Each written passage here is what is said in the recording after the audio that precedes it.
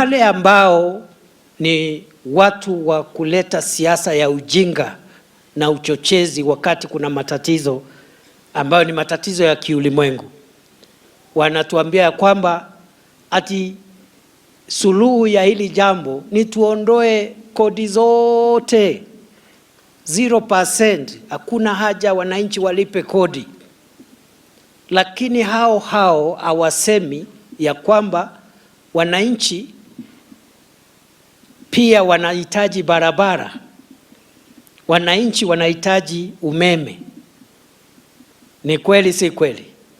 Hiyo barabara na umeme na zile vitu zote mnauliza rais na serikali hafanyi, bila kodi haziwezi fanyika. Many people don't understand your working style, lakini naelewa sana kwamba it is result oriented. The most important thing is the result that comes from there. You are not the kind of person who runs around to look for credit. Yeah? You prefer looking for results.